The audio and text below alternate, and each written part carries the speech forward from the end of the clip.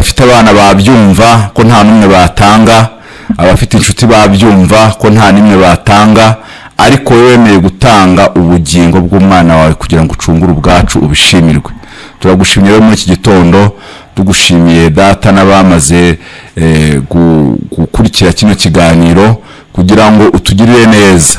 Data ushobora byose, ijambo ryawe muri aka kanya tugiye kumva rize rikomeza imitima yacu, rize ryongera kongera kurudusobanurira neza, kuruduhishurira neza birenzeho, kuko ni rugari, ni runini. Umuririmbyi yaravuze ngo wafata ibyatsi byose biri ku isi akabihindura amakaramu, agafata n'inyanja akayihindura umuti w'ikaramu, ngo abari mu isi bose bakandikaho, maze iki kirere tubona kikaba urupapuro bakandikaho ngo ntibabirondora. Ibyo rero batabasha kurondora, natwe muri aka kanya ntabwo twavuga ngo twabihishuriye uko bingana, kuko ibyo natwe ntitwabasha kubihishurira uko bingana muri aka kanya, ahubwo wongere ubiduhishurire, wongere utwungure kukumenya, wongere utwungure kubisobanukirwa, maze data ubwiza bwawe icyubahiro cyawe cyumeze kuganza muri twe. Ngaho rero tugirire neza, twese twangirane natwe, usuzanye natwe ikiganiro mu izina rya Yesu. Amen, amen, amen. Ndabasuhuje mwebwe mwese. Twamaze kugera kuri 93 n'igice kimwe. Ndabizi iyi minota mumaze kuyimenyera, n'iyi saha mumaze kuyimenyera. Ushobora kuba ari bwo gifungura ikiganiro, ari bwo gifungura radio, ari bwo gishyiraho urushinge, ari bwo bwa mbere. Twagira ngo tukubwire ngo ikiganiro kiba buri ku cyumweru saa 9:10, tugakomeza kugeza saa 2:40. Kandi ni ikiganiro kigamije iki? Ni ikiganiro kigamije iki? Intego yacyo ni iyihe? Gadi nawe ahise atega amatwi cyane. Intego yacyo ni ukugira ngo abagiteza amatwi, uzagitega amatwi ari live, uzagitega amatwi aciye kuri YouTube ukandikamo ngo inzira yo kwera, ubasha kubona ibiganiro byose byatambutse, ni ukugira ngo ahabwe ubugingo buhoraho. Yego uza ngiyi ntego. Ubundi tukanyuzamo n'uwamaze kububona agakurira muri ubwo bugingo buhoraho. Ugiteza amatwi ari ubwa mbere ashaka kugitega amatwi yarabuhawe, yego, abufite nk'umurage, yego, nk'umurage, nk'impano. Gadi buriya numva impano kaza kumbwira ngo nze gukanda kuri momo, cyadawe ari impano yawe yisubirane. Ukampa impano ukambwira turi kukanda akanyenyeri, zabwa ni impano yawe yisubirane. Ni impano se cyangwa uzi ko babitagatifuza? Babitagatifuza bavuga ko ari ugukura ubwatsi. No gukura ubwatsi. Oya ni impano. Ubundi kambabwiye bavandimwe, n'umuntu impano ntuzamwaka n'itike yakuzanye. Yego. Uza niba ufite impano Gadi uzishakira itike, hanyuma itike uteguze iwanjye uyinzanire. Fana kumwe ngo usubize itike. Oya, iyo ntago yaba ari impano. Icyo navugaga rero nuko iki kiganiro nta kindi kintu tugamije, nta kindi kintu Imana iduciriye inzira yo kugira ngo tuboneke hano. Yego. Ni ukugira ngo ugiteza amatwi, ashobora kuba ari rimwe, ashobora kuba ari kabiri, ariko ni ukugira ngo uhabwe ubugingo buhoraho. Niyo ntego. Hanyuma nawe wamaze kububona ugire gute? Ukurire muri ubwo bugingo, muri uwo munezero. Imana ishimwe cyane. Kandi gukurira muri ubwo bugingo buhoraho si kindi, ni ugukurira mu rukundo rw'Imana. Urakoze cyane. Ni ugukurira mu rukundo rw'Imana. Niko gukura. Ariko nanjye bamwe nko guteteshwa. Uryo rukundo Nikora ya mbere ni Bernard Munyeshuri, ya kabiri Ndayisenga Gadi. Turabasuhuje rero. Turabasuhuje. Gadi agikomeza yavuga ati gukurira mu bugingo buhoraho ni ugukurira mu rukundo rw'Imana. Yego. Yesu mu bice 12:17 muri Yohana ryasengesho twiriye kuvuga Yesu aganira na se, yavuze ngo ubu nibwo bugingo buhoraho, yego, ko bakumenya, yego, ko ari Imana y'ukuri, yego, hanyuma bakamenya n'uwo watumye ari we Yesu Kristo. Bakamumenya, bakamumenya. Kumumenya si ukuvuga ngo nuko ari Isabini Mariyamu, Gadi nawe yaramuzi kera twitwa Twaha cyane kabisa. Kumumenya, kumumenya rero ni iki? Ni ukumenya urwo rukundo, ni ukumenya package y'urukundo Imana yaduhaye. Komeza. Impamvu uvuze gukurira mu rukundo, kuko ubundi twaremwe n'urukundo. Imana ni urukundo. Hari amagambo rero Yohana yakundaga kuvuga ngo ugira utya ngo aguma mu Mana, nayo ikaguma muri we. Yaza kwerura rero avuga iyo Mana iyo ariyo, kuko hari ibyitwa Imana byinshi. Yari kuvuga iyo Mana yari akavuga ngo Imana ni urukundo. Bindi vuga ngo ukora atya akagira gutya aguma mu rukundo cyangwa akaguma mu Mana. Urumva rero aho mu Mana icyambere tuhaba nk'abana babyawe n'Imana. Noneho iyo Mana ubwayo igahita ihinduka urugo n'ibikari tubamo, ari byo rukundo. Urumva rero umwana mu rugo, umunezero w'umubyeyi ni uko yakura. Uwo mwana agakura, noneho agatangira kwera imbuto zishimisha se.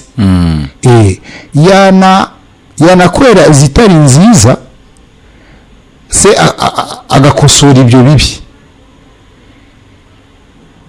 Mu Mana rero niko bisa. Tubyarwa n'urukundo muri Kristo Yesu, tukanezererwa Imana, urukundo rukavuka muri twebwe. Hari ubwo rero muri urwo rukundo dushobora gukora amakosa, dushobora gucumura.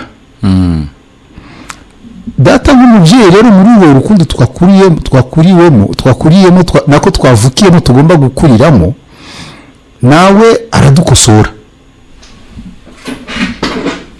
Aradukosora nk'uko wa mubyeyi nawe iyo abonye umwana we adukosora ngo kugira ngo tugire agahinda. Ariko burya umuntu akosora umwana abagambiriye iki?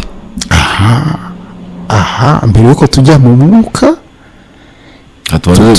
tubaze nk'abantu, ahubwo tubaze nk'abantu. Iyo buri nawe ukosora umwana wawe, intego ni iyihe? Mbagira ngo azavemo umugabo. Azavemo umugabo. Kandi umugabo w'umunyembaraga mu muco no mu bitekerezo. Yaba ari n'umukobwa, yaba ari n'umukobwa nkosoye. Yego. Kuko n'abakobwa ndabafite. Yego. Mbagira ngo azavemo umugabo. Apana umugabo w'igitsina. Umugabo muri potentiel, umugabo muri capacité ziwe, umugabo mu bushobozi bwo gutekereza, umugabo mu bushobozi bwo gukora, afite indangagaciro ziranga umukobwa. Nongereho kuko turi mu Rwanda, afite indangagaciro nyarwanda. Icyo wavugaga turebye nicyo nta gisubije ikibazo wambajije cyane. Ndongera ngaruke mbere yuko usubira mu mwuka, mu isi y'umwuka. Yego, ari iwacu. Ndongera nkubaze, ubwo byari mu busanzwe hano mu mibereho yacu nge nawe, iyo dukosoye umwana, sibyo? Wa mwana yakoshereje mu rukundo, kuko ni umwana. Nibyo mutandukanye, ntabwo ari umugaragu, si umukozi nkoresha, ni umwana kandi yakosheje. Bibaho ko umwana yakosa, yego, ariko urukundo rwanjye rumuriho, nawe urugwe, yego, sibyo, rundiho, azi ko ndise, yego, ariko arakosheje. Hano mu Rwanda tube tubyihoreye gutyo. Noneho twirebere, ngiye kuri etape ya kabiri, ubwoko bwa Isiraheli. Reka kwanza tugume hano. Tube tugumya aho, ariko aho naho turaza kuhajya. Kuko nabo ni igishushanyo cya Isiraheli w'ukuri. Ubwo ngiye mu mubiri nimero ya kabiri. Yego. Ngaho reka tubanza wavuga. kuko ndashaka urabona ikinyoma gishobora kuza gifite ishyaka ishyaka rituma umuntu aho gukurira muri urwo rukundo akayoba noneho aho gukurira mu rukundo no gukorera mu rukundo agasanga sindi mu mwuka agakorera mu bwoba urumva ndaguha urugero rufatika ureza umwana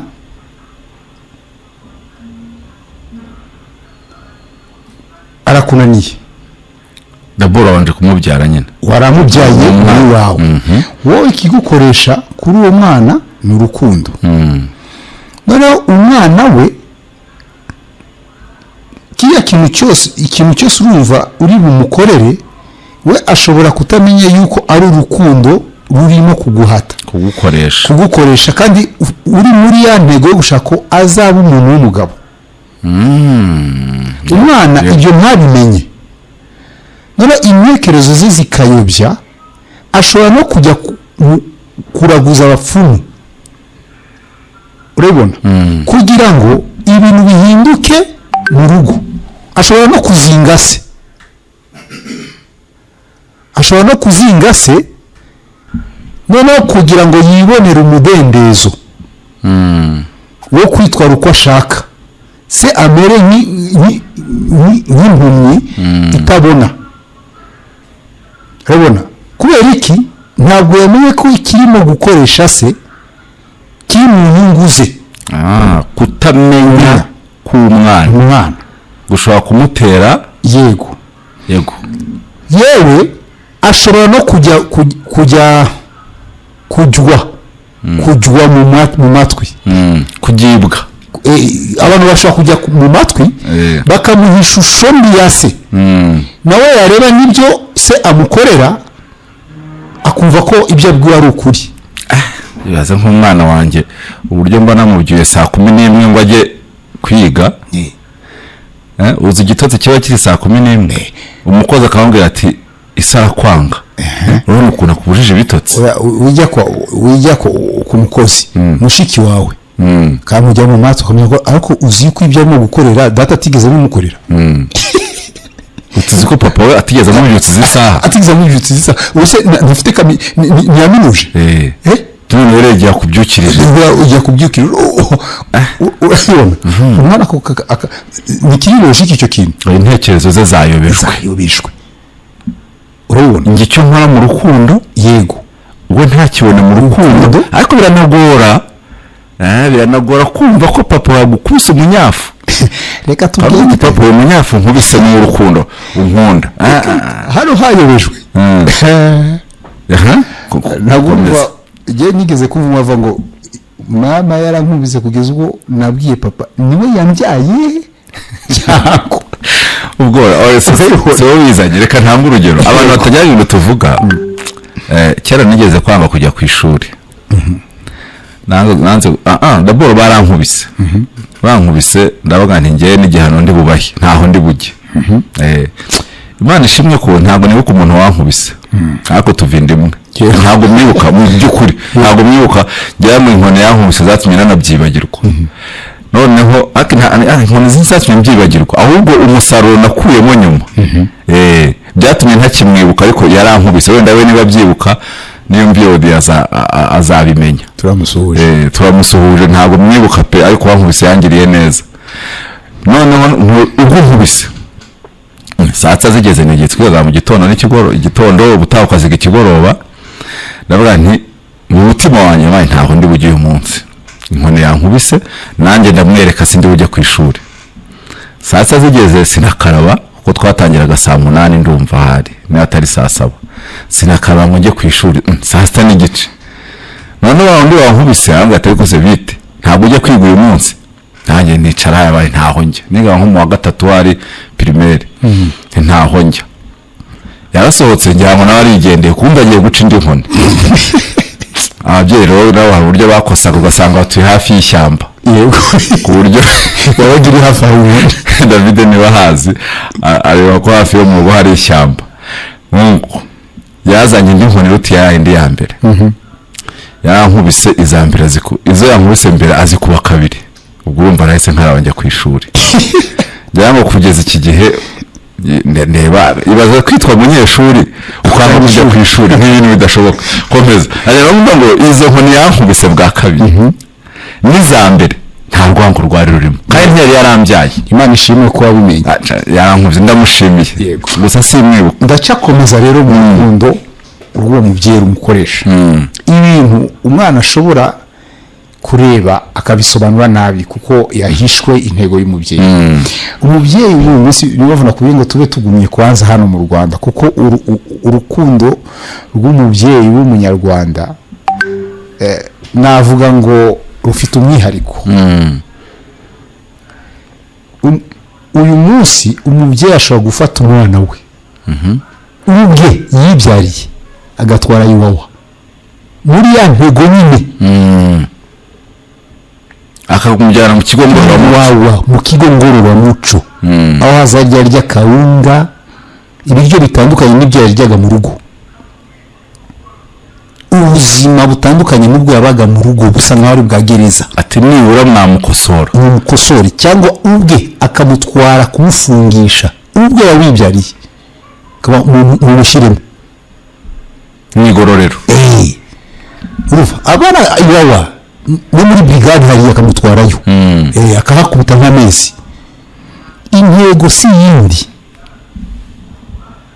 ni ukugira ngo ejo azaba umugabo agize amahirwe hari imbere akazamenya umutima wasa amutwarayo, muzehe amaze kumera imvi azagenda amupfukamire amubwire data warakoze, niba uyu munsi ndi umuntu w'umugabo ushobora nanjye gutunga urugo nkarera abana mbikesha wowe.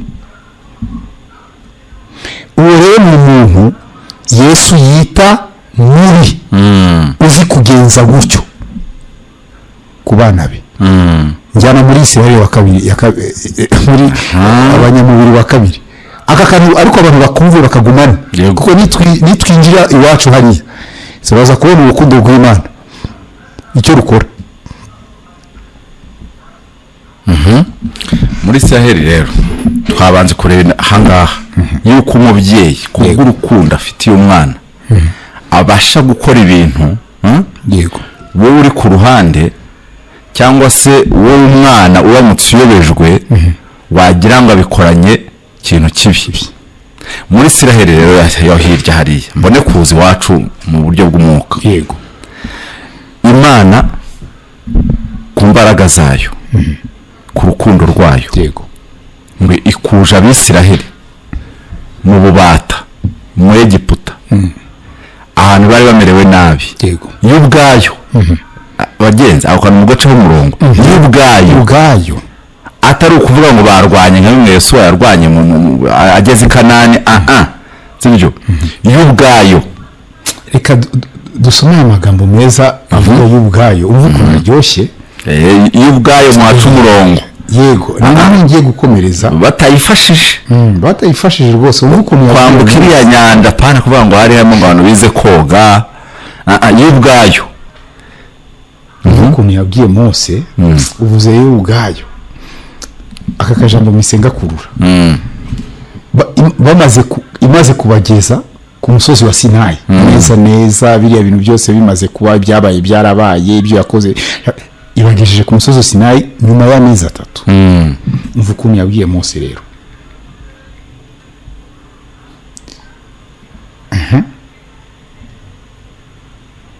ku murongo igice cya 19 ku murongo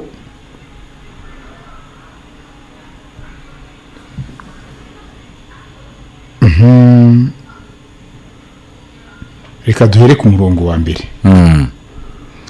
Mu kwezi kwa 3 Abisirayeli bavuye mu gihugu cya Egiputa. Kuri uwo munsi bagera mu butayu bwa Sinayi. bavuye i Refidimu bageze mu butayu bwa Sinayi babubambamo amahema, niho Abisirayeli babambye amahema imbere y'umusozi. Mose arazamuka ngo ajye aho Imana iri. Uwiteka ari ku musozi amubwira amutera amagambo ati, uko abari kubwira inzu ya Yakobo ubu butumwa aba ari bwo ubwira Abisirayeli uti, mwabonye ibyo nagiriye Abanyegiputa, kandi uko naramije mwe amababa nk'ay'ikizu nkabizanira. Akabikora nkabizanira yo ubwayo mwebwe Abanyegiputa mwabonye ibyo nabakoreye, mwebwe rero kubazana hano ni nko kubashira ku mababa y'ikizu, nubwo ngo narabahetse y'urugendo rw'amezi 3. nk'uko ikizu gishyira abana ku mababa yacyo kikabagurukana. Jyewe ubwanjye nabizaniye, ni ukuvuga ngo gukubita Abanyegiputa biriya bitangaza 10, ibyo nakoze ku nyanja itukura, ibyo nakoze kuri ka kagezi mwanyotewe, biriya byari amababa nari nabashizeho, ndabizanira kugeza hano. iyo yabizaniye y'ubwayo. Ngikomeza rero, yego, Imana y'ubwayo irabizanira ibakura mu Egiputa, irangije ibambutsa inyanja, iranafungura, iranafunga. Bantu mutwumva, mujya muvuga ngo tugende gufungura ibyo Satani yafunze. Ndababwira, ndagiye kubatangariza ko Satani ntiyigeze afunga ibintu byawe, kuko nta bushobozi afite bwo gufunga. Uwafunguye inyanja itukura ni nawe wayifunze, uwafunze ibyawe ni nawe uzabifungura. Dore ndamukubwira, tumubona mu Byahishuwe igice cya 3, niyo uvuga ngo mfite urufunguzo rw'urupfu. Iyo mfunze kuzimu na kuzimu, iyo mfunze ntawubasha gufungura, niyo nafunguye ntawubasha gufunga. Tekana rero, ruhuka, uyirwana niyo utakagombye kurwana nawe. Tumbira Kristo ufite urufunguzo rw'ubuzima bwawe, niwe ugufungurira ntihagire ufunga, kandi ni nawe ufunga ntihagire ufungura. Iyo yafunze ni kubw'ineza y'ubugingo bwawe, niyo yafunguye ni kubw'ineza y'ubugingo bwawe. Kuri we byose rero, gufunga no gufungura bifataniriza hamwe kukuzanira ibyiza. Imana niyo yafunguye inyanja itukura, ntabwo ari Satani. Niyo yayifunguye, ni nayo yayifunze. Komeza Bernard, wakoze cyane. Nanga guca ubuhanuzi mu kabiri. Nawe n'amana nzaza kuvangira. Imana yaciyemo inyanja barambuka. Yego. Bamaze kwambuka, inyanja irasubirana. Amen. Nanjye kuvuga ngo mu makosa, Imana ntigikosa, sibyo? Mu bintu Imana yirahiye nuko itari kongera gufungura inyanja ngo basure mu Egiputa. Yego. Barabyifuje, sibyo? Baritotombye bati wanadusubije, ubundi se kuki batisubijeyo? Kuki batasubiyeyo? Akora kumva kuki batasubiyeyo? Barendaga bitotomba, sibyo? Ubundi ko inyanja yari ihari, kuki batasubiyeyo? Avuga ati Mose, ubu turakimiranye, gukimirana ushobora kuba utabyumva. Ngo urirutswanye usubiyeyo, mbese akabona basubiyeyo, barirukanze tumugiye twisubiriye mu Egiputa. Bari kujya ku nyanja se bakambuka gute? Isoko ko Imana itari kongera kuyifungura ngo basubireyo, yarabambukije. Ariko uvuza akantu, iyi nyanja ntibari gushobora, niyo bari kunyura, kuko amateka avuga yuko buriya hari inzira bashoboraga kunyuramo. Iyi butume mu minsi 10 n'umwe bagera i Kanani ariko Imana avuga ngo hariya bahura n'intambara kandi ndababona n'abantu batamenyereye kurwana reka mbanyuze iyo utabifungura inyanja kugera i Kanani. ni ukuvuga ngo iyo baza gusubirayo kuko inyanja yo ntibyari kwemera iyo baza gusubirayo bakanyura muri ya nzira ya Busamo ni ukugwayo bose ikintu bita abanzi babo bari kubatsembera mu muhanda. Rero urumva ntabwo byari gushoboka ko basubirayo. Icyo cyo gusubirayo cyo bakibagirwa. Kimwe buriya ntabwo Imana izigera yicuza impamvu yatanze Yesu. Amina. Urabyumva? Ntabwo Imana izigera yicuza impamvu yatanze Yesu kuko yamutanze kubw'urukundo. Yego. Kabone nubwo yamuguhaye ukaba umukerensa ariko ntizigera yicuza impamvu yamutanze.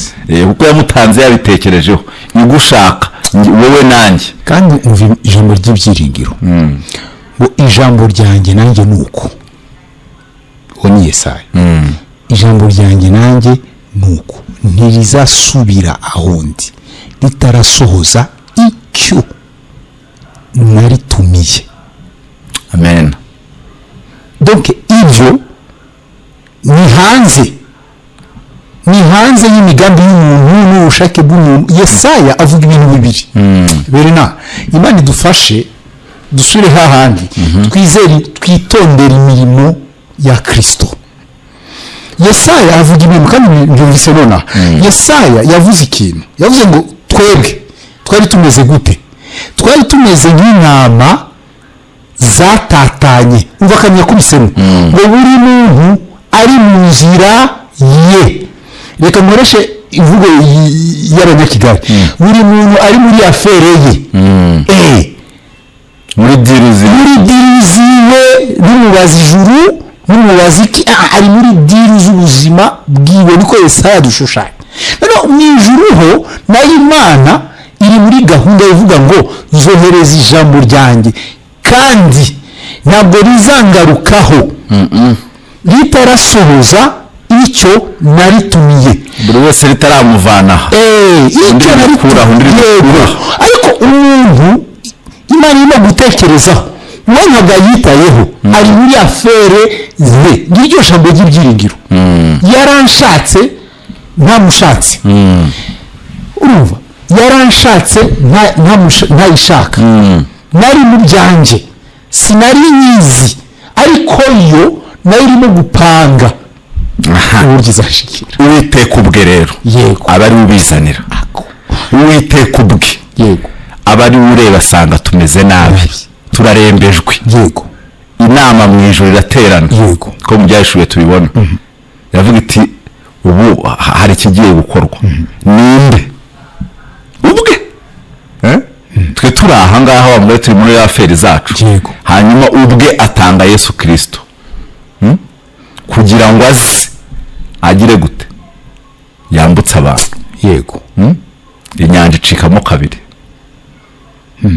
Akuraho Yohana yabivuze ngo mbivuga Yohana mu gice cya 29 arabona ngo dore nguyu ntama w'Imana uje gukuraho icyaha cy'abari mu isi. Icyaha cy'abari mu isi ntabwo nakora ikosa ryo guhindura muri Bibiliya yanjye ngo kiremo icyaha. Hari ibyaha mahindure ntabwo nabikora ariko muri ngiye mpasomye mbonamo icyaha cy'abari mu isi. Ariko muri Bibiliya ntagatifu uzi ko bavuga icyaha na Bibiliya zose kuva apari yimfite hano na Bibiliya zose ikigira iki cy'Igiheburayo abazi ikigira iki n'Igiheburayo bazatubwira. Ariko buriya n'inyanja rega ariko buretse gatoya uriya gukuraho icyaha cy'abari mu isi si nko gucamo inyanja mo kabiri ngo abantu bambuke. Birahuye si nko gucamo inyanja itukura gukuraho icyaha cy'abari mu isi. Kuko inyanja yari imwe si inyanja itukura. None yarayiciyemo Abanyegiputa se bose barayambutse.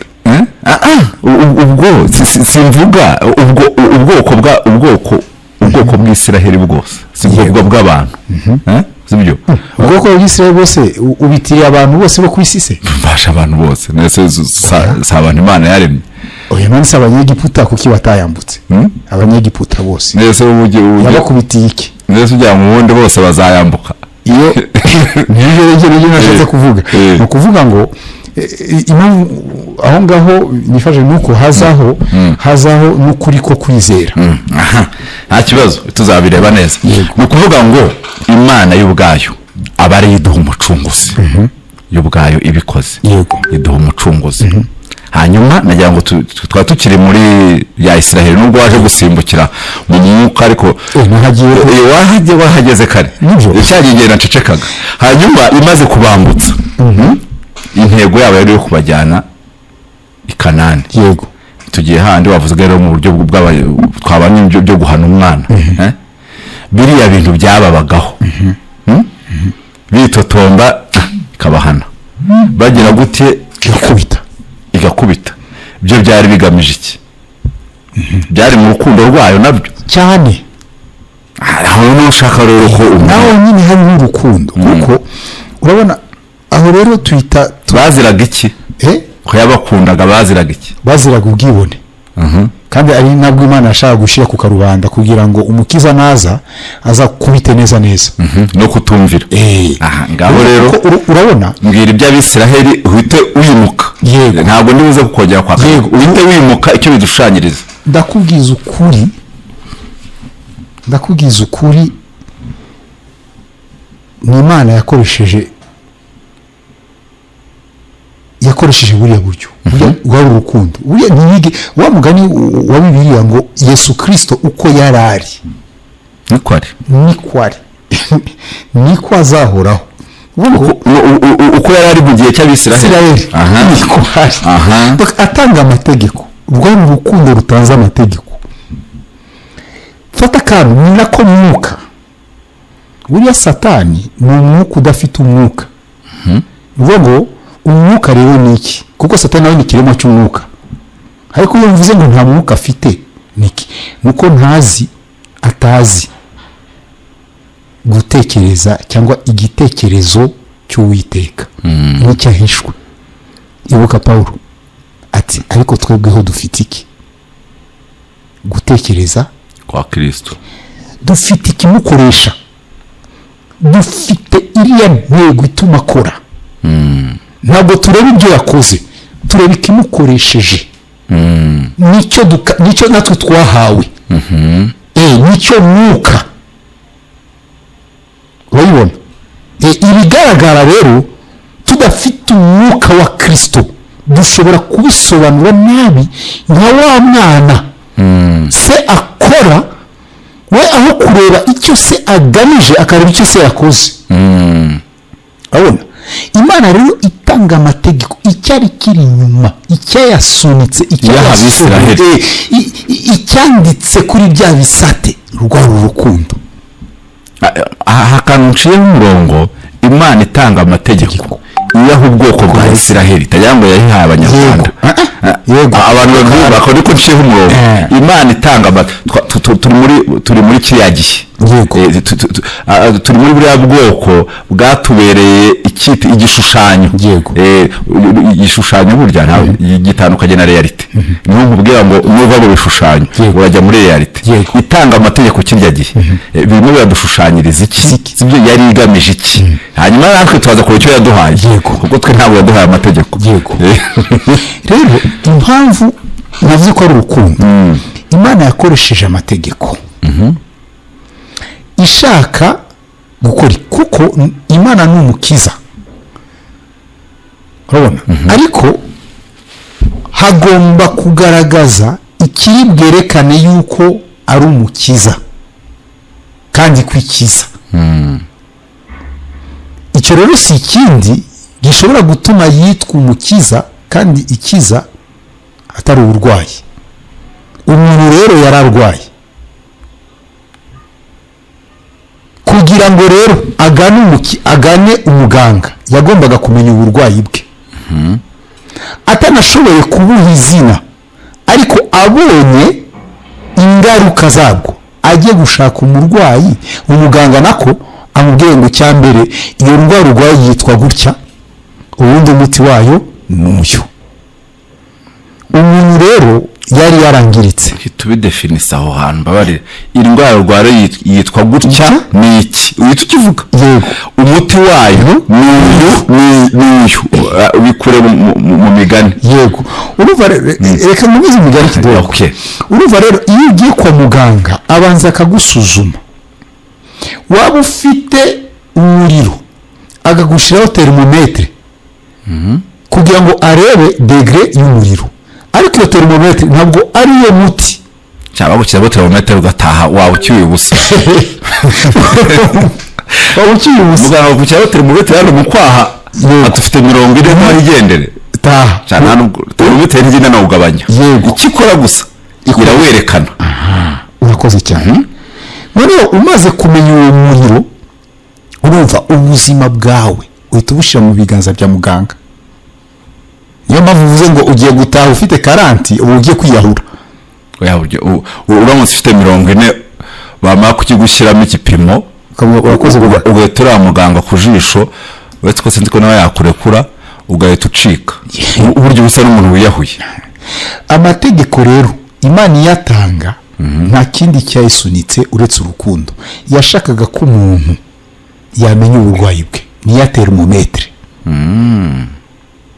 amenye uburwayi bwe noneho mbese habaho kwemeranya si muce mu ijambo habaho kwemeranya uko mushaka kubwira umuntu uri kubarwayi ati ngende umusoma ndagerageza ariko muganga ukubisaho 40 igipimo ugasanga ni nekaga bati muga I agree ndabyemeye Mose siko wambwiye Mose amaze kubazanira Mose yatanze amategeko mu byiciro bitatu icya mbere yazamutse umusozi ari kuri 19 Imana imubwira amategeko Mose mu buryo bw'amagambo Mose amanuka umusozi ajya gutanga raporo ku Bisirayeli dore Imana yambwiye gutya na gutya nimugira gutya mukagira gutya muzayibera amaronko muzayibera ubwoko bw'abatambyi n'abami baramubwira ngo genda uyibwire do A a Z ibyo yavuze byose uko tuzabikora tubyumvire urumva ko ndi muzima Imana yo ibona indembe zipfuye ukomeza Imana rero itanga icyo gipimo nibura ngo ingenzi ko ari babi ariko ubu ntibabizi so reka rero mbashyiremo igipimo nabo noneho bemere ko n'abari babi yego igipimo rero niko rero Imana yose ivuga rero sasa Mose reka mbyandike mu bisate by'amabuye iri rwibutso kubita bisate by'amabuye bashire aho cya gipimo cya Mose nacyo cyari gikomeye akari cyo Yesu noneho yaje yongeramo umuti urasimbutse komeza kwashuguriye urumva turi muri Israel noneho babazaniye amategeko none Imana kirimo kuyandika hariya hasi bw'ubwo butangiye kugaragara butangiye gusenga yanditse irya mbere bagiye ubaho Uwiteka hariya hasi barimo gucura igishushanyo urabibona Mose abazanira ayo mategeko uwo Mose yabazaniye indwara yari itangiye kwica abantu uwo munsi indwara yahitanye abantu 3,000 batangira kubona ko barwaye koko Imana ati wapimwe ngo muri akabumenya dukomeze urugendo Kanani yinjiye bangahe ansari babiri abandi bishwe n'uburwayi hariya muri babandi none bageze muri se ngiye simbuka ntabwo ndivuge detail tuzajya detail kuko umuntu wambaye ntacyo nza kumutangira mu gitabo cy'abacamanza turabona uburwayi nabwo bugaragara bagakubitwa n'abafilisitiya badakubiswe n'abafilisitiya bagakubitwa n'abamowabu urukundo rwayo irimo kubereka uburyo barwaye ni urukundo rurimo gukora yego ni urukundo rurimo gukora nta kindi nta rwango ntaki badakubiswe n'abamowabu bagakubitwa n'abafilisitiya badakubiswe n'abafilisitiya bagakubitwa n'abamidiyani badakubiswe n'abamidiyani bagakubitwa n'abamoni badakubiswe n'abamoni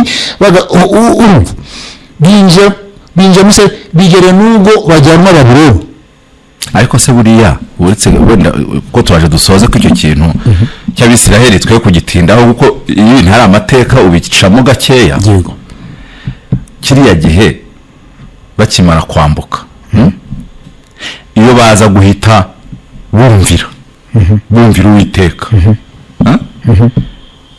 uretse nyine byabananiye ubona batari bugereyo vuba cyane muri Kanani cyane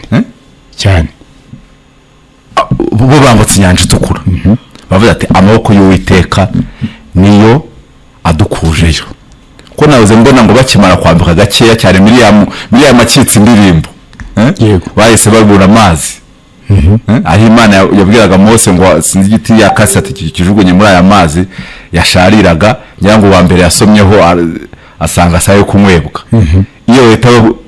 iyo witabwira Imana dore tugeze ku mazi kandi wewe waciye inyanja itukura tukambuka tubyirebera n'amaso yacu ntabwo tutuzi kuduhindura ji byakunanira na feri toto Imana ikuvuga iti amaboko yabakuye mu Egiputa bayamenye direct minsi 3 abo bari bagenda iminsi ngahe kuva ku nyanja kugera Kanani batazengurutse muri buriya butayu ngo ikintu cy'ukwezi bari kuba bageze ibi hafi yo twazo ngo iyo minsi mike iyo bagira kwizera bari bujyaho Imana yabatunganyirije mu munezero wabo aho Imana yabatunganyirije ngo bagiye ngo cyari igihugu nawe ugisomye ngo cyamata n'ubuki cy'umunezero nawe barakibonye bazira Mose n'imbuto mbedore bati dore noneho rero icyo ukujyana yango dusimbuke tugende icyatumye bazenguruka hariya nuko batibutse zambaraga z'Imana reba nabwo burwayi noneho rero twambuke cyangwa uracyariyo dushobora kwambuka kuko icyo wari wambajije ikibazo niki cyakoreshaga umubyeyi hano umwana Imana hariya izo zamugiye yabatereje haya mu butayu yari igamije ego ese koko niki cyatumye Imana igenza kuriya rero nagusubizaga yuko Imana ntiyigeze ihinduka yego itanga amategeko ibagenza kuriya rwari urukundo kugira ngo ibarememo icyakifuzo cyayo cyo kuvuga ngo dukize rero urazi iri jambo Hoziyana iri jambo Hoziyana uzi ko Yesu yinjiye Yerusalemu baririmbye bavuga ngo Hoziyana hahimbazwe uje mu izina ry'Uwiteka buriya iriya Hoziyana risobanura ngo ngwino ukize ni ijambo ryari ribikiwe Mesiya kuko niyo abafarisayo bangaga batemeraga ko Yesu ari Mesiya bumvise abantu bavuga gutyo babwiye Yesu ariko urumva ibyo abantu barimo bavuga wababujije niyo kubwira Yesu barimo kukwita icyo utari cyo Yesu abongo rero bacecetse amabuye yavuga ko ari jye uje gukiza urumva rero bageze ahantu heza nabo bumva bakeneye umukiza aho niyo Imana yashakaga kubageza ngwino ukize rero gadi ndacyari hantu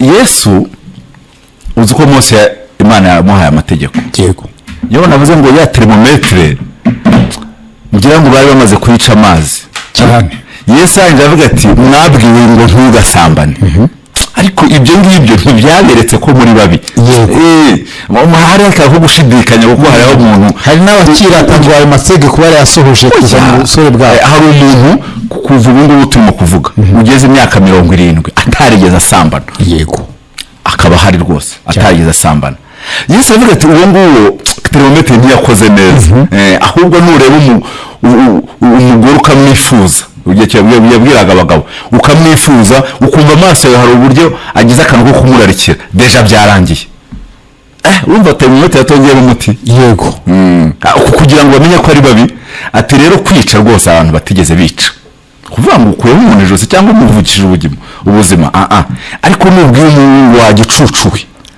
ntabwo ukwiye no kujya kubacamanza jugunya direct muri Gehinomu urumva termometre itongeye umuti yego impamvu yashyiraga n'umuti rero uko igisubizo cyari kiri hafi yavuga noneho mbakize mwese mwabaye konvenki mwamaze kwemezwa n'imitima yanyu ko muri babi, narumvanyije icyaha byose mu mwuzuro, byose kuya mu mubite nta kintu ubanza umuriro kiragera wese +100. none avuga ati ubwo bose bamaze kubona ko ari babi, none ngiye kubacungura. Yego, noneho rusasa tugenda aho twari turimo tuvuga ku kigereranyo twavugaga. Yego, Imana ibambutsa inyanja itukura bari kugira ngo bajye i Kanani. Ariko hano bavuze ngo umukiza, bageze ku mazi arura ntibamenya ko ari umukiza, baritotomba, hari naho bashakaga ubwabo nabo kwikiza. Yego, ibyo biratinza kugera aho bagomba kujya mu munezero. Twebwe abamaze kwizera, abamaze kwizera, umunezero wacu urakomoka he? fasha ni muri Hoziyana. umunezero wacu se shaho abandi baturuka uretse kuri bya biti bibiri haya kuri Hoziyana hari aho turahavuye, hari n'umunezero wacu turuka, kandi guhora tuhareba, ariko buriya ntabwo duhakura amaso, buriya ntabwo tuhakura amaso. habaye uriya musaraba, iyo mvuze umusaraba twaravuze ngo nimurebe kiriya giti, murebe wa muntu. Ikibazo cyane n'itsinda n'abakibaje neza, hariho bene data baduteze amatwi aka kanya bizeye, ariko ukaba ushobora kumva abayeho mu buzima, barizeye ni abana b'Imana, ariko abayeho mu buzima bwaganya, ushobora gusanga mu maso adakeye, sinzi niba ukumva cyane mu maso adakeye. Ndimo ndabigereranya na wa muntu mu bwoko bw'Imana, objectif byari ugucya, sibyo, byari kuba mu mahoro, ariko ayo mahoro ntago yabayemo. Njyewe ndimo ndabimfashe iki kigereranyo n'abakiri mu guhura, ese aho ntashobora kuba yambutse umurimbuzi ntabwo akimuriho. Akantu nkunda bavandimwe bavuga ngo Farawo niki wenyine n'ingabo ze byagize gute? Byararuhamye. Farawo n'ingabo ze byararuhamye. Uwo muntu yimubwiye uwo muntu yimubwiye uva Farawo n'ingabo ze bivuga ngo ninde kuri Farawo. Ikibazo ntabwo rwose mu Bisiraheli mu Egiputa nibyo kibazo cya Farawo bari bafite. Nibyo nakubwiraga, mushiki wawe ashobora kuza mu matwi y'umwana wawe, urumva, agacurika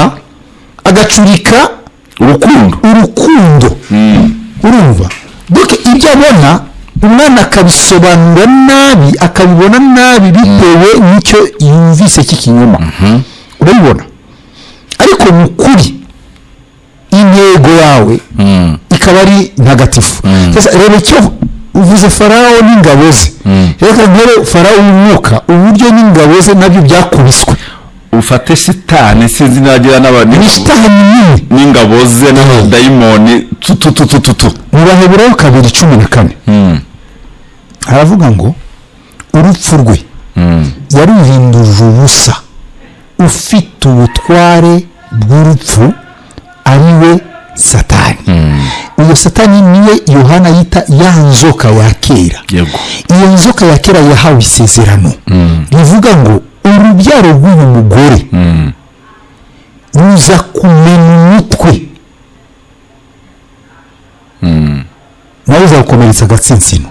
Iyo seni yarasohoye ku musaraba. Satani yarumye agatsinsino ka Yesu, ariko Yesu nawe hariya ku musaraba ahitwa gute? Golgota. Nyabihanga. Isezerano avuga ngo aza kumena agahanga, umutwe. Aho rero Nyabihanga Yesu, kuko umutwe bisobanura ubutware, agahanga niho kamenekeye uva umutwe bisobanura umutware. Yesu uvuga ngo Yesu ni umutwe w'itorero, ni umutware utwara itorero. Rero Bibiliya itubwiye ngo urupfu rwe rwahinduye ubusa ufite ubutware bw'urupfu, uvuga ngo yaramumenye umutwe amuhindura ubusa, uvuga ngo ntacyo ari cyo. iyo mpamvu abarwana na satani baba barwana n'ubusa baba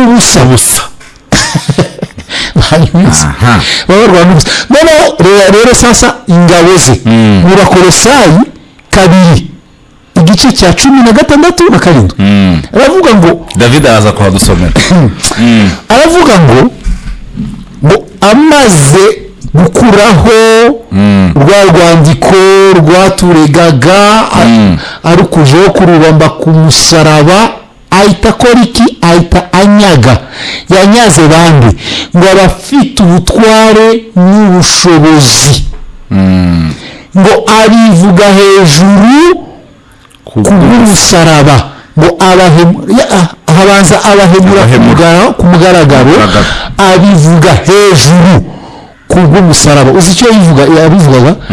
ni jyewe umwami w'abami, ni jyewe mutware w'abatware.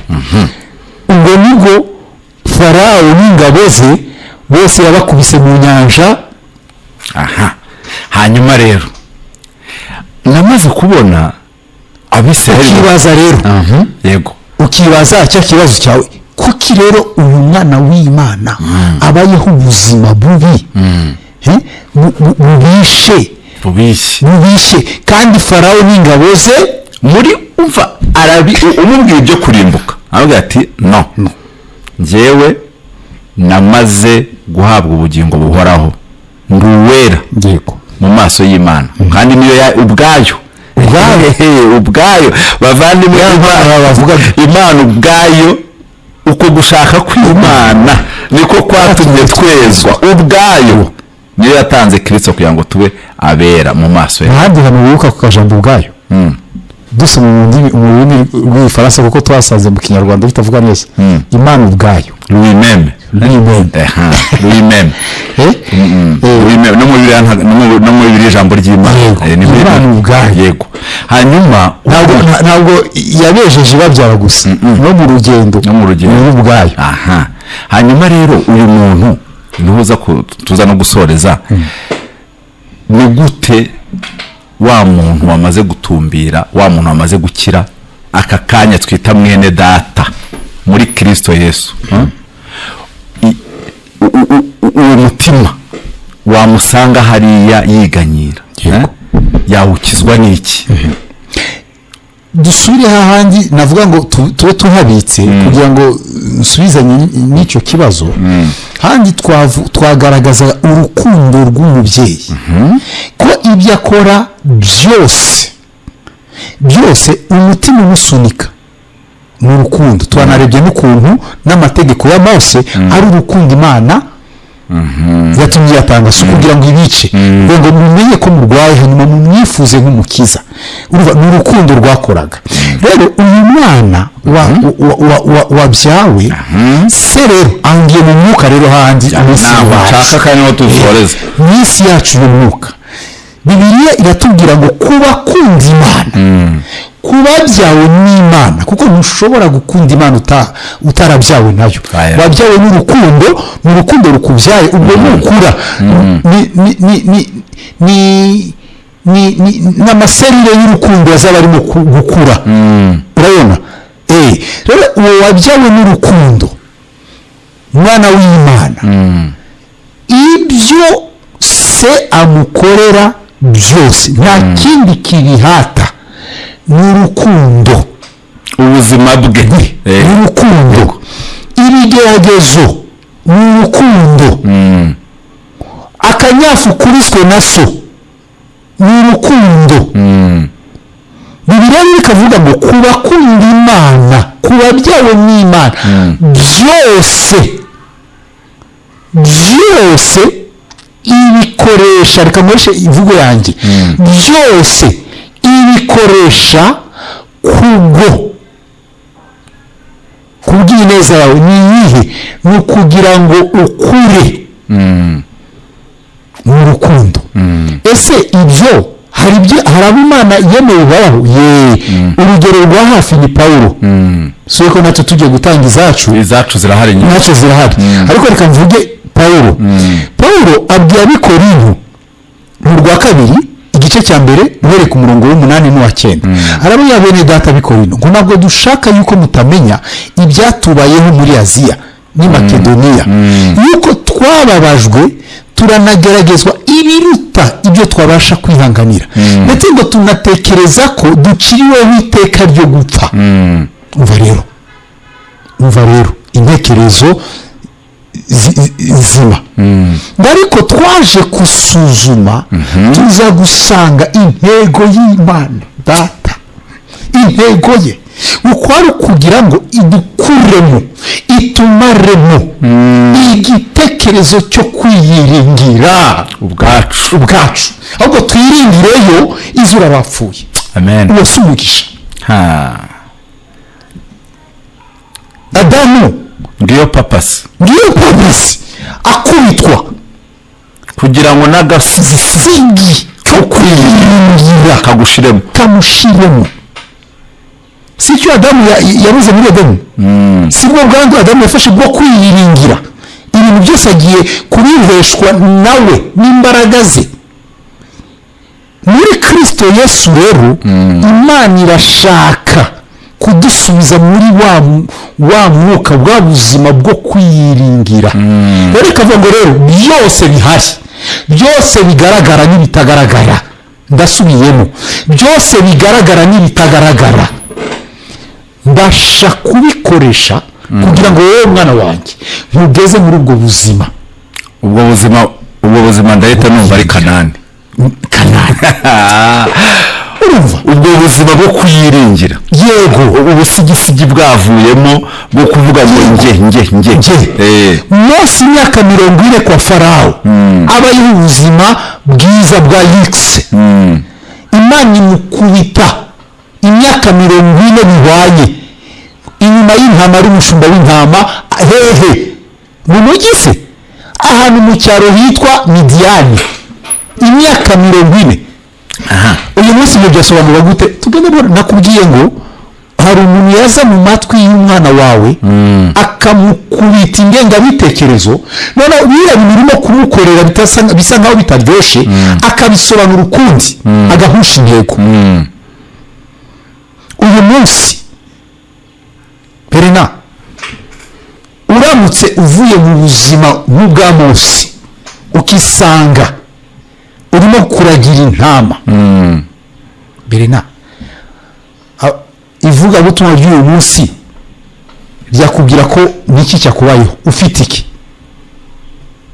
Mugero mbaza ikibazo neza. Ndavuze ngo urabona Mose avuye kwa Farawo mu buzima buryoshye. Yego. Hari filime ya Mose iya dikomandema nabonye umukobwa wa Farawo yaganiriye na Mose amaze kuva Imidiyani aje gucungura. Umukobwa wa Farawo wendaga kuba umugore we. Urumva Mose yasize yaramugiye Mose aramurezona kabisa kandi amuha igitekerezo kirimo logique. Arambwira Mose ntubabajwe nuko ubwoko bwawe bwa Isirayeli buri mu buretwa hano mu Egiputa? Ati none si wowe wari kuri gahunda yo kuzasimbura umwami? None wagarutse ukaba umwami none ukabatura Abisirayeli bakagira umudendezo. Uba biterwa logique ibyo. Ubundi yari nzira yari plan nzira kandi koko ibuka Abisirayeli binjira mu Egiputa umwami yabwiye ngo mushaka ahantu heza mushima mushobora kujya kubaho kuko mumaze kubwira ko muri aborozi. Ako gatima kare gaturutse kuri Yosefu ntugira ngo ni urukundo yarabakunze. Icyo ushatse kuvuga nuko Egiputa cyari igihugu cyiza. Rero Mose yaza kuba umwami yari kubohora Abisirayeli bakava mu buretwa bakabaho. Ariko Mose yaramubwiye ijambo rimwe, yaramubwiye ngo nanjye ubwanjye hari imbaraga zisumba zirimo kuyobora ibirenge byanjye ntabasha gukontorora. Urumva rero ibaze rero Mose avuye kwa Farawo muri ubwo buzima none agiye kuragira intama imyaka 40 hari Midiyani. Umuvuga butumwa uyu munsi akubonye Bernard uri mu buzima buryoshye uri nka minisita ukagwa ukajya unabura n'aya moto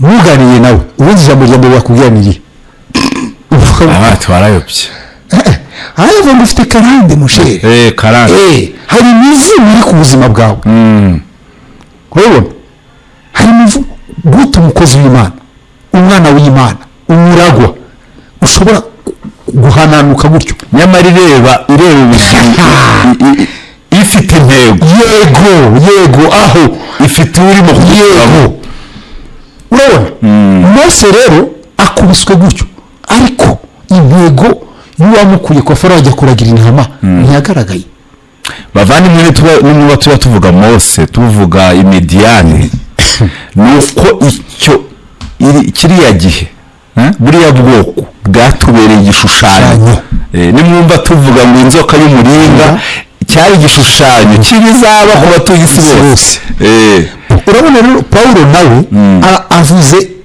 ibyamubayeho ariko akuyemo ikintu ari cyo mugisha aricyo ku bakunda Imana byose bifatanyije kubazanira ibyiza icyiza Pawulo yakuye muri ya makuba kwa kurara inzara kwa urabona mu Bikorino wa kabiri igice cya 11 atanga liste y'imibabaro yagiye ahura nayo kumbe intego yayo rero ibyo byose kwari kugira ngo ye kwiringira ubwe ahubwo yiringira Imana izura abapfuye sasa rero hari abagabura babi batuma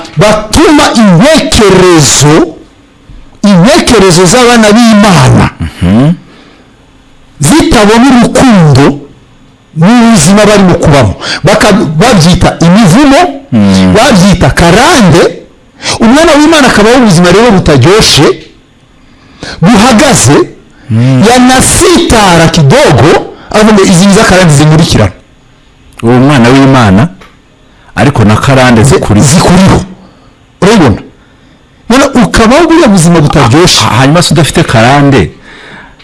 karande ni uri muri vewiti na barabasi na sinzi amoko y'imodoka zihenze abantu bambabarira uwo ni udafite karande naho Imana ishaka kutugeza abadafite karande bose naho kabisa baragushutse hanyuma ab'Imana ikunda bose nibajya muri Amerika mu Rwanda azasigaramo abo yanga kuko niba kubona viza ijya muri Amerika ibyo bigaragaza urukundo rw'Imana hano hazasigara abandi ab'Imana yanga iyo tuciyeho umurongo oya nako turabisibye dushyizeho blanco nibyo nakubwiraga rero intego y'umukiza ni urukundo imbaraga zo kumenya urwo rukundo nizo zituma iyo amakuba kugezeho aho kujya kurwana n'amakuba n'abadayimoni uvuga ngo data hari ubuzima ashaka kumpa hari ubuzima bukomeye bwo kuba umugabo data arimo kumpuza kuba umugabo nkunda abasirikare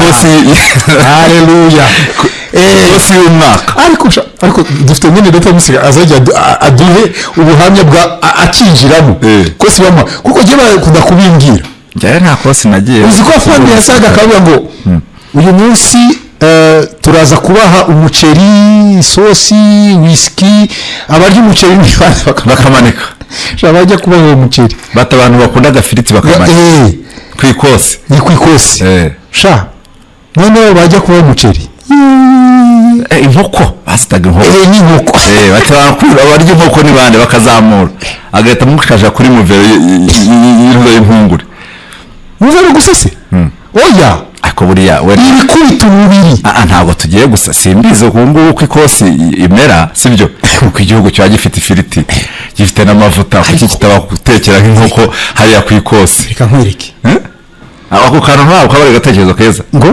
ku ikosi sibyo abantu bakarya inkoko agafiriti kare simbizi bazaduha ubuhamya uko bimeze ubu ngubu ariko ngewe ntirukira bavuga ko barya impungure bakarya bagakamirika wigeze kubaza nyakubahwa kuki igisirikare gitwara abantu sibyo kuki igisirikare gitwara abantu ku ikosi ariko hakajyamo no gukamirika nibyo nshaka kugira ntabwo ari ubuzima nyuma y'ikosi baba bategura none siyo ndakubwira babajije nyakubahwa bambwira ni kubera iki igisirikare cy'igihugu cyawe cyamamaye kandi kikaba gikomeye niye tekinike yabasubije ikibazo kimwe ariko kirimo amagambo igihumbi yabuye ngo n'amateka nuvuga ngo imibabaro banyuzemo niyo ibatera gukomera, niyo ibateye gukomera kwihuse. tugana ku musozo rero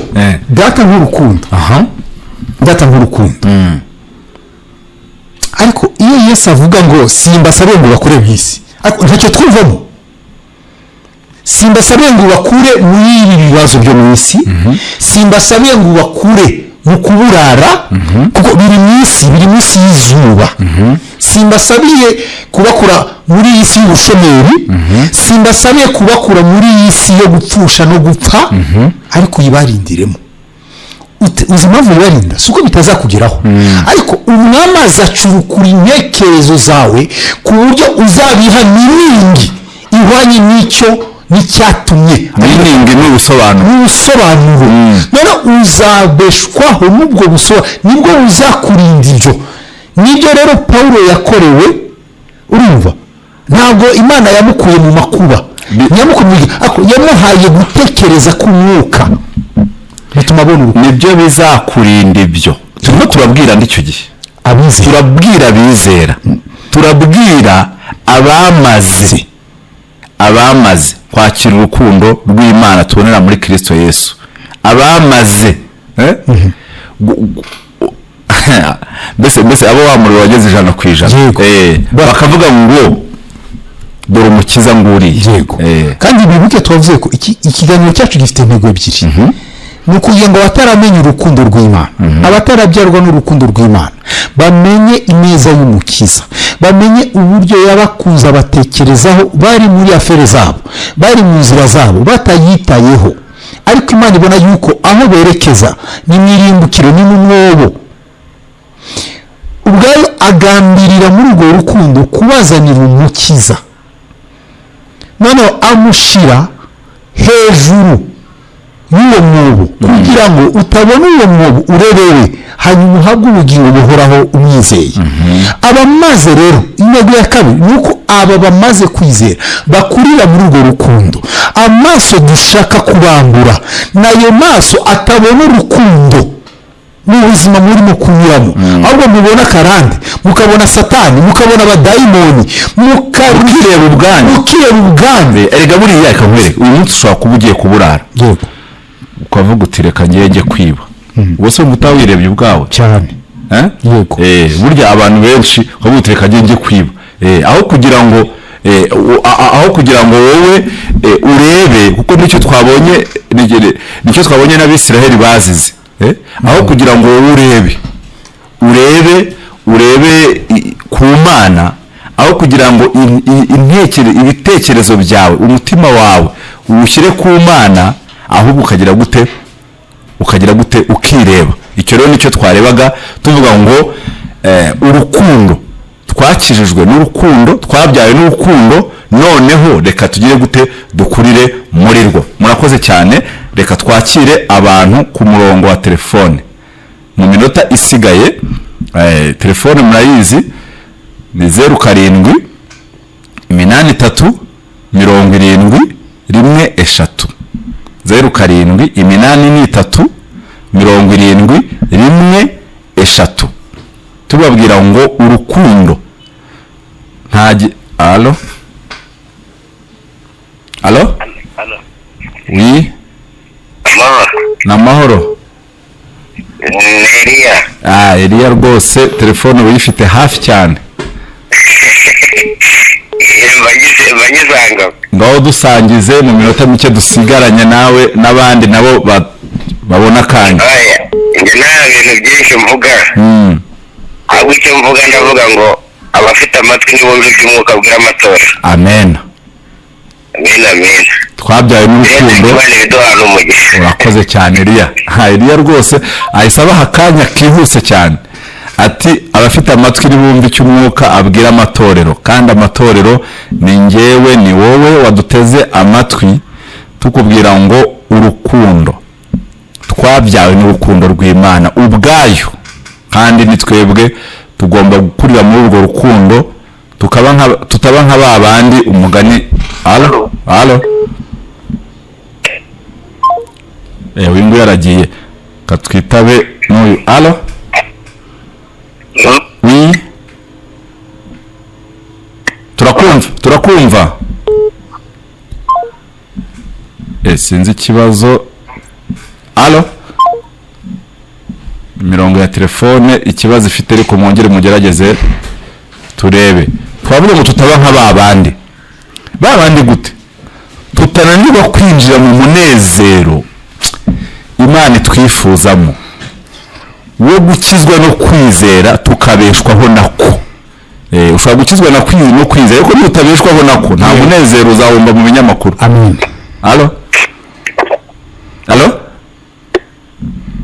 Alo sinza umurongo ikibazo urimo kugira.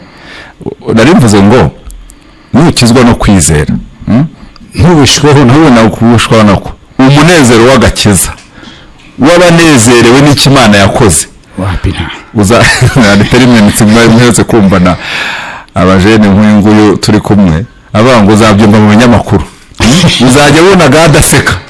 Arasetswa n'iki? Ni uko yakijwe n'urukundo akaba arimo arugenderamo. Mugerageze umurongo bavandimwe, sinzi impamvu ndimo kubafata, ariko reka nsome na message. Yanditse ati waramutse, uwanyuzwe n'impano umutima we umutera gushima uwayimuhaye atari uko uwayimuhaye abisabye. Uwanyuzwe n'impano ngimutera gushima uwayimuhaye atari uko uwayimuhaye agize gute abisabye. Undi yanditse aravuga ngo ndabaramukije bene data, ni mwene data Sigisiberi, Imana iguha umugisha. Umunsi umwe twatubwiye ko tuzaturi kumwe hano. Hanyuma undi yanditse ati gushidikanya nicyo gipimo, gushidikanya nicyo gipimo cy'urukundo. Ubwo udashidikanya abakunda Imana, ariko abantu barimo barahamagara bigacika. Ndongera mbafate, sibyo? Naye mvuze ngo batamera nka babandi bavuga ngo urabazi bavuye mu Egiputa. Reka twitabe n'uyu. Alo wi telefone se ko ngirimo gukunda, urimo gukunda ubanza utakubye, ariko ngaho kupa abandi bahamagare. Iyi telefone irimo iritaba hari Eliya w'Rwamagana avuga ati abandi ngiye kwikunda abandi byanze gute, ariko ndimo ndabitaba bigacika. Ngo batamera nka babandi, katwitabe n'uyu nguyu. Imana idufashe byemere. Alo kuturamo muri kutunagamo ni sawa. Utuhe ngo kwizera ngo mu rukundo, kwizera mu rukundo ni sawa. niyo witegerezaho rwose ndabakurikira cyane, ubwo rero batenda mu benshi. Urakoze cyane muri batsinda utu tuntu tunaze. Abakoze muvandimwe nawe aradusekeje. Umunyakigali ntago abantu bari mu cyaro iyo terima irangirayo, ariko Imana ishimwe. Twaba tuvuze ngo mutamera nka babandi nabo ntago ari Imana yigeze ibabwira ngo kugwa mu butayu ngo kugera gute. Objectif yari uko bamenye amaboko yabakuye mu Egiputa, sibyo? Bakagenda urwo rugendo bayiringiye bakagera hehe? Kanani. Ariko ibyo byarabananiye. Ariko Yosuwa siwe nigeze kubatekereza igihe bavugaga urugero rwa Pawulo avuga ngo kugira ngo tutiyiringira. Nibuka ba bantu bagiye gutata, Yosuwa yari arimo. Yego. Hanyuma bo baza bibona ngo nk'inzige. Ntabwo bibonaga nk'inzige, ngo babonaga abandi bababona nk'inzige. Yego. Yibaze kuba ndeba uko gada mbona. Naba niyo babona ari inzige. Babaze twabonaga nk'inzige. ngo twabonaga batubona nk'inzige mu maso yabo. Wumva kwibiringira, ariko Yesu nawe ni urugero rwiza rw'uwakomeje uko kwizera kugeza agezeyo muri uwo munezero. Icyo rero twavugaga ahangaha, kura amaso kuri karande z'iwanyu, ukura amaso yewe no ku mashuri yawe yakureho, uhuriye nazo, kura amaso ku cyo ari cyo cyose. Ahubwo iyagukijije urukundo, iyagukirishije urukundo rungana kuriya, iyo ngiyo buriya mu Isiraheli nimo ndafashwe n'inkuru zabo cyane muri iyi minsi. Buriya bahura n'ariya amazi aho kugira ngo bivovote bajya gushaka ubutunguru. Imana ifashe ntihabe hari abantu bamaze kwizera ngo batekereze yuko bashobora kuba hari igihombo bafite muri icyo kintu. ngo imitima yabo hatagira umwigisha mubi, wabivuze kumwigisha mubi ashobora kuza kuyobya intekerezo zawe, ugatangira kwireba atari kuvuga ngo Yesu yaragucunguye uri umwana w'Imana, ariko intekerezo zawe ubwo mpise ngaruka mu Bakorinto Abaroma 2 tuhasome hanyuma tunahasoreze. Ndahita nguha umwanya dusoreze abantu bo kerekanye nimba hamagara, kuko guhamagara aho byakomeje kwanga. Abaroma 2:12 cyangwa 12:2 avuga kuvugurura intekerezo. 12:2 urumva ko ntako ntari nageze 12:2 ariko ndaza kubasaba muri biri ijambo ry'Imana nanjye niyo narinjye Abaroma mufata Bibiliya, abadafite biri ijambo ry'Imana nayo irahari iragurwa. Abanyaroma ibice 12 umurongo wa 2 yego gatuhasome twumve. Ntugakurikize imibereho y'abiki gihe. Yego bavandimwe muduteze amatwi, turimo turagana ku musozo, katwumva ijambo risoza. Ntimugakurikize imibereho y'abiki gihe, ahubwo mureke Imana ivugurure intekerezo zanyu, mube muhindutse rwose. Urumva nawe nko mu rundi rurimi mureke. Urumva nk'ubu niba nambaye uyu mwambaro ubona, nshobora kukureka ngo wumfungire. Icyo gihe izi icyo bikora, nkuretse ngo umfungire njye narambura amaboko avuga noke ngaho ubwo ndakuretse.